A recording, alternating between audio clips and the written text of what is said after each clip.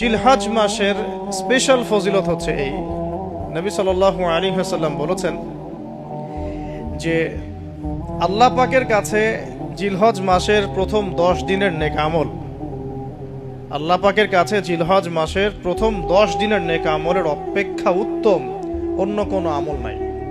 সাহাবীরা প্রশ্ন করলেন যে ওয়ালাল জিহাদু ফি সাবিলিল্লাহ ইয়া রাসূলুল্লাহ, আল্লাহর রাস্তায় জিহাদও কি নয়? নবী সাল্লাল্লাহু আলাইহি ওয়াসাল্লাম বলেন ওয়ালাল জিহাদু ফি সাবিলিল্লাহ, এমন কি আল্লাহর পথে জিহাদও নয়। তবে সেই ব্যক্তির কথা ভিন্ন যে ব্যক্তি তার মাল এবং তার নফস নিয়ে বের হয়ে গেছে কিন্তু এটা কোনো কিছু নিয়েই ফেরত আসে নাই, মানে সে শহীদ হয়ে গেছে, সেই ব্যক্তির কথা ভিন্ন। বাকি এই 10 দিনের নেক আমল আল্লাহ পাকের কাছে অন্য সমস্ত নেক আমল চাইতে শ্রেষ্ঠ এবং উত্তম।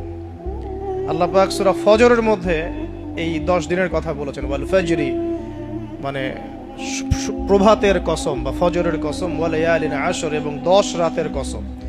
এই ওয়ালায়ালিন আশর 10 রাত বলতে মুফাসসিরিনে কেরাম এই জিলহজের প্রথম 10 দিনকে বোঝান, এই 10 রাতকে বোঝান। আবার সূরা ওয়াস-সামাই যাতিল বুরুজ, আমরা সূরা বুরুজ পড়ি, ওয়াল ইয়াউমিল মাউউদ ওয়া শাহিদ ওয়া মাশহুদ, এখানে শাহিদ বলতে আরাফার দিনকে বোঝানো হয়, ওয়া মাশহুদ বলতে জুমার দিনকে বোঝানো হয়। তো এই আরাফার দিনও কিন্তু এই 10 দিনের মধ্যেই পড়ে গেছে।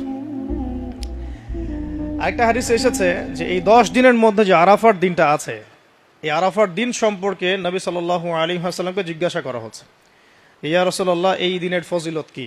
নবী করিম সাল্লাল্লাহু আলাইহি ওয়াসাল্লাম বলেন আহতাসিবু আলাল্লাহ, আমি আল্লাহর কাছে আশা করি যে এই দিন মানে আরাফার দিনের সিয়াম রোজা, এটা কি হবে? কাফারা মানে মাফের কারণ হবে, গুনাহ মাফের মোচনের কারণ হবে। সানাতাল্লাতি ক্বাবলা ওয়া সানাতাল্লাতি বা'দা, মানে বিগত 1 বছরের আগামী 1 বছরের 2 বছরের গুনাহ মাফের কারণ হবে একটা রোজা আরাফার সওম। মাশাআল্লাহ, সুবহানাল্লাহ। তো এই 10 দিন এর মধ্যেও পড়ে গেছে আবার হজ, এই 10 দিনের মধ্যেই পড়ে গেছে কি? হজ, হজও এর মধ্যে। আবার কুরবানি নাহার এটাও এর মধ্যে। তার মানে এমনি নর্মাল ইবাদত, নর্মাল বলতে আমরা গতানুগতিক যে ইবাদত করি, সালাত, সিয়াম, সাদাকা, হজ, আবার কুরবানি, আবার আরাফার দিন, সব কিছু মিলে এই 10 দিন বা 10 রাত একসাথে।